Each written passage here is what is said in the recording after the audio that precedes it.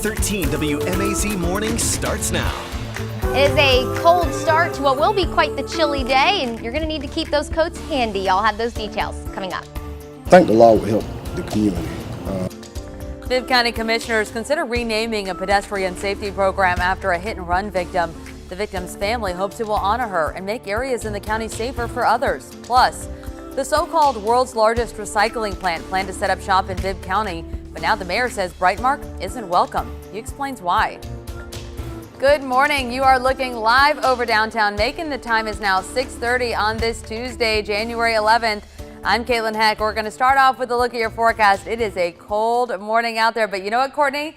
I stayed up to watch the game last night, and that blast of cold air when I walked in my car was just what I needed for a little pick-me-up. That's right. It'll kind of hit you a little bit as you head out the door, but I think we need that for the start of the day. Cold air and a nice hot cup of coffee probably as well to get your morning going after a long night, but a well worth it long night last night. Can't believe that Georgia won. How exciting is that? 29 right now in the city of Macon. It is very cold. A lot of us waking up at or below freezing this morning. We're at 32 in Warner Robins, 29 in Gordon, 34 in Cochran and in Unadilla. We're at 33 in Butler and in Montezuma, 35 in Cordele and 29 in Monticello. A lot colder than this time yesterday, especially in our southeastern counties. Upwards of 23 degrees cooler in Eastman, 24 degrees cooler in Sandersville. And we will end up cooler as we head through the afternoon. Highs only near 50 for the day today, but lots of sunshine. It'll be a beautiful looking day, but just be sure you're bundled up so it can be nice and comfortable for you. We're going to stay chilly just about all week long. I'll have those details, talk about when our next rain chance will be on the way. That's all in just a few minutes. Thank you, Courtney. Today, Bibb County leaders will talk about naming a pedestrian safety program in honor of a woman killed last summer. 65-year-old Irene Stubbs died in a hit-and-run accident in July on Old Clinton Road. If adopted, the policy known as Complete Streets Policy would be renamed Irene's Law. Its goal is to reduce the number of pedestrian deaths in Macon. Elaine Lucas says commissioners plan to improve areas in the county like Old Clinton Road. Atari Stubbs, Irene's son, says he's glad to see the county leaders take action. He says many people walk that same road that his mother did when she died, and there's not enough lighting there. I think the law will help the community. Lighting. You can look around right now at this apartment complexes, and there are plenty of apartment complexes around the city that are not lit good enough. It might stop petty crime as far as breaking in cars, things of that nature. Commissioner Lucas says Irene's Law is a tribute to all pedestrians who lost their lives on Macon-Bibb roads. Commissioners are expected to vote on that change today. And it's the commission's first meeting of the year, and they have several other items to get through this morning as well. That includes big grants going toward housing, homelessness, and criminal justice. They'll also talk about giving Shane Edwards the go-ahead as fire chief. He's been interim fire chief for about a year now following Marvin Riggins' retirement. And Macon-Bibb Mayor Lester Miller is officially withdrawing support for Brightmark to move to Macon. Last spring, Brightmark proposed building what the company calls the world's largest plastics recycling plant in Macon. Well, now Miller wants the Industrial Authority to reject Brightmark's proposal and to not sign off on putting $500 million in revenue bonds toward the plant starting construction.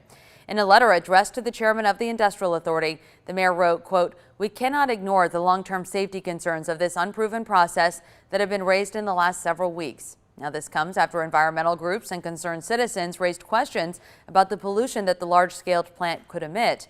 According to Brightmark, their process includes heating plastics until vaporized into liquids.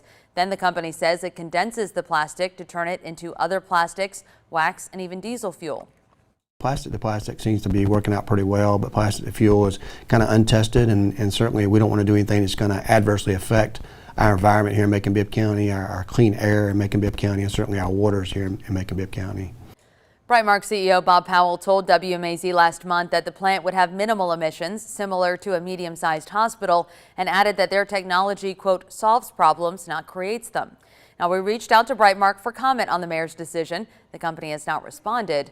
Over the last 2 months, the Industrial Authority has discussed signing off on $500 million worth of revenue bonds for Brightmark's project. No word on if it's taken any action. All stress, the workload, and new election laws. That's what drove Macon-Bibb County's Board of Election supervisor to resign last week. Janetta Watson submitted her resignation letter to the board on January 5th. Our partners at the Center for Collaborative Journalism got a copy. The letter stated it was a difficult decision due to the supportive staff and board members who made Watson's tenure a very positive experience. In the letter, she said stress, the workload, and Georgia's new election laws led to her decision. Watson is the county's first black woman to hold that position. Well, today, the nation's two top leaders plan to make a stop here in the Peach State. The White House says President Joe Biden and Vice President Kamala Harris will talk about voting rights. White House Press Secretary Jen Psaki gave a preview of the president's remarks and explained why they chose Atlanta for the setting. I would say that the president will certainly be clear about what is at stake here and how important it is to protect people's fundamental rights across the country. He felt that speaking to this warranted a moment where he was going to give a full speech on it. That's exactly why he's going to Georgia, a place with enormous history on civil rights issue, unfortunately enormous recent history on efforts to suppress the vote. So that is why he's going there. While in Atlanta, the president and vice president will also visit the King Center on Auburn Avenue and lay a wreath at the crypt of Dr. Martin Luther King Jr. and Coretta Scott King. After that, they're set to go next door and visit historic Ebenezer Baptist Church. Well, Georgia Democrat Charlie Bailey will now run for lieutenant governor, ending his bid for attorney general. Bailey made that announcement on Sunday. State Senator Jen Jordan is now the only announced Democrat to challenge incumbent Republican Attorney General Chris Carr. Bailey says a number of prominent Democrats asked him to change his focus. He says he can have a greater impact on people's lives by running for lieutenant governor and still make progress on issues he's interested in. Bailey jumps into a crowded Democratic field for lieutenant governor. Incumbent Republican Lieutenant Governor Jeff Duncan decided not to run for re-election. And the Georgia legislative session began with a bipartisan undercurrent, but that likely won't last for long. Among other items, Republicans will try to advance a gun bill that would eliminate the need for a concealed carry permit known as constitutional carry. Democrats view the gun bill as wrong-headed in light of rising gun violence. Democrats will also fight a bill to break off Buckhead into a city separate from Atlanta. And they'll fight a Republican bill to do away with absentee ballot drop boxes, popular in the 2020 election that flipped the state to Joe Biden and two Democratic U.S. senators. However, Tuesday there was one thing that Georgia Democrats and Republicans could agree on, and that is who they were rooting for in the national championship. They played Georgia's fight song in the chambers. Many lawmakers wore red and black for Hunker Down Day as well. And of course, the biggest news in Georgia, the Bulldogs won the national championship. I think I'm still in disbelief. The Dogs beat Bama 33-18, ending a 15-year drought against one of the nation's top teams. The Bulldogs haven't defeated the Tide since 2007, but that all changed, and the Dogs are now on top with the national title for the first time in 41 years. You are celebrating on our Facebook page, so let's see what some of you have had to say. Charlotte wrote, "What a game. It is great to be a Georgia Bulldog." Yes, it certainly is. Marilyn says Georgia Dogs played hard and went after what was theirs. Great game. Now, Valerie, she's a great sport. She said she's Roll Tide for life, but Georgia's defense was awesome. Congrats, Dogs. You played a great game. And it was a great game on both sides. Very hard fought. Candace says it's about time they won after 4 decades. Now, maybe the Falcons can. Well, first it was the Braves, now the Dogs. You never know. And Sherry says the game had me on my feet almost the whole time, jumping up and down and yelling. I do not think you're the only Georgia fan waking up this morning with a sore throat and voice, Sherry. I know, as you could probably tell, my voice is a little bit hoarse from yelling at the TV last night. Thank you for sharing your thoughts with us. You can still leave yours on our Facebook page. Just look for this post. And of course, go Dogs. Now, because the Dogs secured that win, you can find some exclusive championship merch at Academy Sports. The store opened for several of its Georgia locations at midnight, so fans could get their hands on all that UGA gear. The location in Warner Robins was one of them. There was no shortage of Dogs fans there. The store stayed open until the last customer was served or the championship gear sold out, whichever happened first. Some of the merch they had, t-shirts, hats, flags, car decals, lanyards, koozies, you name it. You can always find the gear today at other Academy Sports locations as well. My husband and brother went out there and the line was about 45 minutes long when they got there, out in the cold, but they said it was just such a fun atmosphere. They had a great time, and of course, came back with some championship gear for us to have this morning on the show so we could celebrate that big win. Yes, what a trooper. If I'm not mistaken, you said that your husband did say, but I want you guys to have stuff to show on TV. He knows. He's well trained. He knows. He very much is. Thank you so much to Justin. You are a rock star. First the Braves. He had us all ready to go. I know. Geared up. Now for the Bulldogs. We sure appreciate it because, boy, is it cold out there. If you were out last night at any of the Academy locations, you know it was cold. And guess where it was cold? Indianapolis. That's where you're looking right now. That city probably just explosive last night. Probably so much fun. Of course, if you were a Georgia fan, maybe not so much for the Alabama fans, but it was a very good game. It was. Now, I did not stay up for the whole thing, but I could tell it was a good game solely because of how much my fiance was shouting at the TV last night. But as he should, it was an exciting game.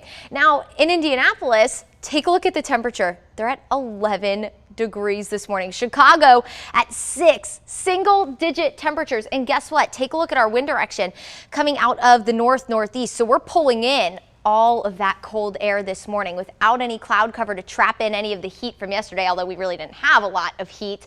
Our temperatures now are really dropping since we are under the influence of that colder air, and we don't have any clouds to stop our temperatures from dropping. We're at 29 in Macon and in Gordon, 30 in Forsyth, 28 up in Monticello, 34 in Wrightsville and in Dublin. We're at 34 in Unadilla and 33 in Montezuma. As you're getting ready to head out the door, these cold temperatures might actually be a little bit welcome to you. They're going to help wake you up, put a little bit of pep in your step for the start of the day.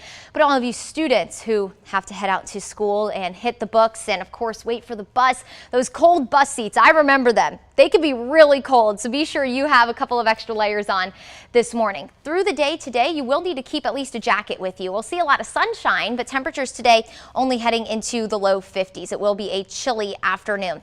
Now, as we head through the week, low 50s Wednesday, we'll head into the upper 50s Thursday and Friday. That's going to be as warm as we get this week, everyone. And then notice as we head into Sunday, we're back in the 40s, and that's going to be thanks to our next weather system that will start to approach from the west as we head into the weekend. We'll take you through it here. As we head into Saturday, here is that weather system starting to churn. The center of it about here, moving through Mississippi and Alabama, offering us a rain chance as we head into Saturday night through Sunday morning. Now, behind this, we're going to get very, very cold. And with that, we're going to take you into the upper levels of the atmosphere. Right now, we're under the influence of what we call a trough, so a dip in the jet stream. That's going to keep us settled in that cold air as we go through this week. But watch this as we head into the end of the week. Cold Canadian Arctic air is going to spill into parts of the plains, even parts of Texas, into the Midwest and here in the Southeast. In fact, we'll head into the low 30s Sunday morning. The National Weather Service already keeping an eye on North Georgia for another round of winter weather, so we will keep an eye on that weather system. We'll stay dry and chilly as we go through this week with temperatures in the 50s. Rain chance rolls in Saturday night into Sunday with highs only in the low 40s Sunday and upper 40s to kick off next work week.